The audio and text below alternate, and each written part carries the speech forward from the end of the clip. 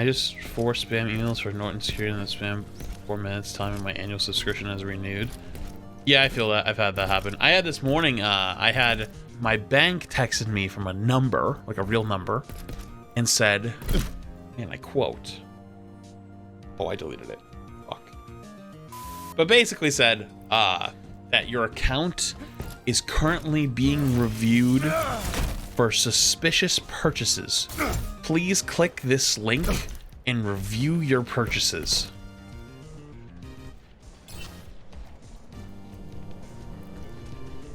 Or confirm purchases. And I'm like, interesting you say that. What? So you're telling me buying pillows online and also buying a video game is suspicious? You mean that Instacart order I had yesterday was suspicious? I don't know, dude. I don't know. I think that they might need to look at a different security team, but I guess I'll click on this very suspicious looking link. Plus, you've been reported to the FBI, and I'm here to check it out. To clear yourself, all you need to do is give me your credit card number, expiration date, and those 3 wacky numbers on the back. Those wacky numbers? I guess if you say so. Oh, did you guys see the thing of the hiker that was like missing for 24 hours? And they couldn't find him because he wouldn't answer his phone because he thought it was a spam. Apparently, like, he was classified as missing for 24 hours in the woods, and he straight up didn't answer his phone from like when authorities were calling him because he thought it was a scam. That's it, yeah. My grandmother went during one of those calls, kindly informed me that Microsoft people will fix it. Oh no.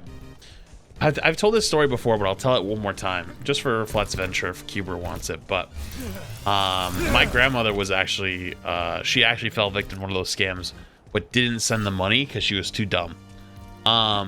What happened was, it had to do with me. And we still don't know how it happened, so she must have just been kind of like delusional. So, because don't forget, my grandmother now is in like a facility because the state deemed her the highest, most vulnerable form of paranoid dementia, right? So she probably had it at this time too. So apparently she got a call. It was a lawyer from Pennsylvania, and he was claiming to be my lawyer. And I had got in a head-on collision that night with a woman at like 4 in the morning who was pregnant and in like really serious condition or something like that. I don't remember if they said I was drunk driving or something. But like basically he was the person representing me. And they were calling because they're going to have the like bail number soon for how much for bail. And they were calling now to see if they were going to be someone that can help. And so apparently I quote unquote got on the phone and said like, yeah, it's me or something. And then like stopped. But like, they were like, yeah, you know, he can't really talk that much because he's also injured. So it's a little bit tough for him to talk. So she panicked, right? And was like, yes, I'll pay for it, whatever, you know what I mean? And so like they demanded like, I think like $20,000 or something like that, right? And my grandma didn't have a way to get them $20,000. So she's panicking and trying to figure out how. And so what she ends up doing is she ends up getting to talk to my mom. And she's like, oh, I need help, you know, and she won't tell her what happened because they said, oh, by the way, he also said try not to tell anybody because his mother will kill him. Unfortunately, they nailed that part because that's actually something I might say because my mom would have actually killed me. But then again, wouldn't almost anyone's mom. So my grandma didn't want to say what happened. So she's like, I need $20,000 like right now. And like my mom's like, what? You know, like, what do you mean you need $20,000? Like, what do you want me to do? Like, I don't have that. And so she was like, you know, ask your fiance, you know, like whatever, blah, blah, blah. And he's like, what? What is happening? So he's like, because my mom's like panicked now. She's like, ask her what it's for. And he's like, well, what's for? She's like, I can't tell you, you know, I can't tell you, whatever. And so eventually she gets it out, and it's like, it's for me, and like I got in a car crash, but she like didn't have like the details because like she was like too flustered. And so they were like, okay, well, let's call him and see what happens. So they called me. Now this is when I was in college, and this is at the same time where I was living on my own. I was a senior, I had my own apartment, and you know, it was my senior year of college. It was like, you know, I slept in. I slept till like 12. Killed me. So this was happening at like 10 a.m. So they're calling me.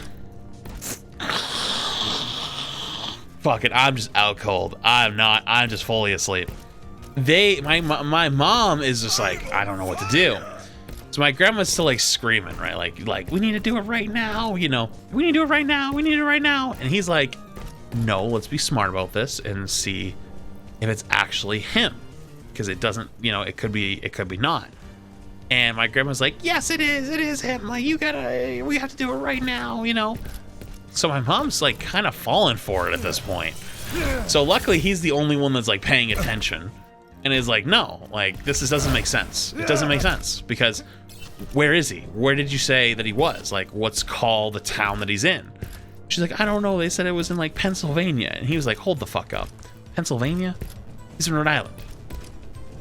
It was like a Saturday night. That dude was not driving to fucking Pennsylvania. Like, he probably went out last night. Wouldn't go anywhere. Even he, let's say, theoretically, he went out, got drunk, got behind the wheel and drove somewhere. There's no fucking chance he'd make it all the way to Pennsylvania. It wouldn't happen. It's not possible. So they call Providence PD. Providence Police Department shows up at my house. Just like, I'm on the 3rd floor. My AC is on, and I'm hungover. So they're downstairs on the 1st floor going, nobody's home. Nobody's home. I'm the only one there. My roommate is like with his parents that day. My other roommate, she went home. People downstairs aren't answering the door to the cops. So they're down there just going, and I will not answer. So Providence PD at the same time has been asking what's going on. And so they explained the situation, and the guy was like, okay, we can solve this so easily. Like, let's do this. And so they asked, what do I drive? And they're like, Ford F-150, black, 07. And they're like, does it got a lockbox? And they're like, yeah. And he goes, looks fine to me. And they were like, what? And the cop was like, I'm staring at a Ford F-150 sitting here in the park, like behind the house. And so they like read off my license plate, and my mom doesn't know my license plate. And so like her fiance's like, how do you not know his license plate? So they sent a photo of it, and they confirmed it. They're like, yes, that's his. So there's no way I would have made it all the way to Pennsylvania in somebody else's car. It just doesn't make sense. So that's when it finally clicks. My grandma's still believing it though. It's like, oh, what if he took someone else's car? And it's like, they're like, why would he take someone else's car to Pennsylvania and get drunk on the way there? That just doesn't make sense. Like, logically, it just doesn't make sense. So eventually I wake up. I'm like, get up, go to the bathroom, get a drink. I'm a little hungover, have some Tylenol. I pick up my phone and there's about 90 missed calls, and I'm just like, you ever look at your phone and you go, uh-oh. You go, something's happened, and I don't know what it was. So I go, let's do this chronologically. There's about 47 calls from my mom. That seems like something I don't want to go near. And there's a voice message. I'm like, let's listen to the voice message first. I listen to the voice message and I hear, hello, Mr. Flaherty. This is so-and-so, Sergeant so-and-so from the Providence Police Department. I'm actually standing outside your house right now. Can you please give me a call back as soon as possible? Thank you. I'm like, oh shit, what did I do? Like, you know, I'm like, oh fuck. So I'm like, who do I call first?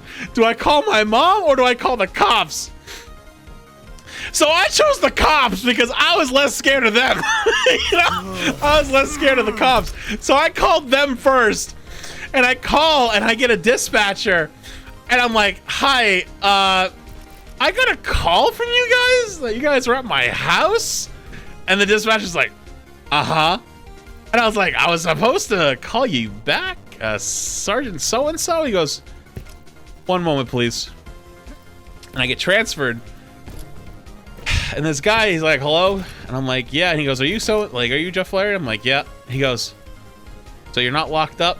And I was like, I hope not. I was like, and I just said, like, is that gonna change? And he was like, no, sir. Have you called your parents? I was like, I'm gonna keep it honest with you. I see 47 calls from my mom, and I had a voicemail from the police department. I kind of chose to call you guys first. And the guy laughs and goes, you probably want to call her back.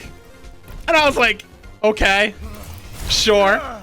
And he's just like, we just wanted to make sure you were okay, but you know, I was by your house, I saw your truck, so I know you're good.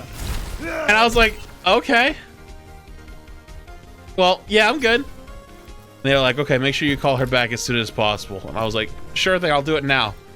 So I hang up and I'm like, fuck, I forgot to ask, like, what happened? So then I call her then, and she is like crying and like screaming, and I'm like, why are you yelling at me? What did I do? That's when like she starts to tell me like what happened.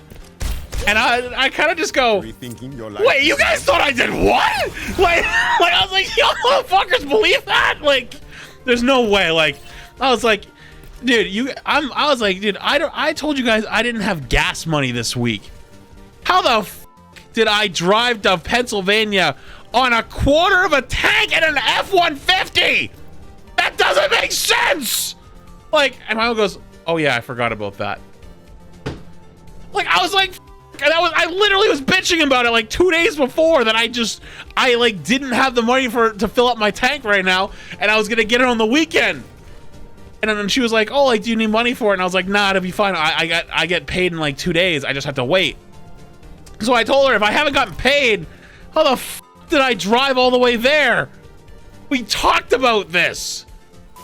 So anyways, though, I talked to my grandma. My grandma was convinced that I was the person on the phone. And I talked to her. So she was like, why did you do that? Like, why would you scare me like that? And I was like, how is this becoming my fault? How is this becoming my fault? Like, so she's fully convinced that I was like the person who called and was on the phone, and I was like, I've been asleep. And like at that point I just kind of like just let loose, and I was like, I was out drinking till 2 in the fucking morning. I barely stumbled in my apartment. Like I passed out like literally on top of my sheets. Like I didn't even go under the fucking sheets last night. I was literally KO'd until like 6 in the morning. I went to the bathroom, took a shit, might have thrown up a little bit, and went back to bed. How the f would I have called anybody? Fuck. At that point, I think I kind of drove the point home that it wasn't me. But regardless, though, she would have 100% fell for it. She would have 100% fell for it if she had the money on hand. And that's just fucking terrifying.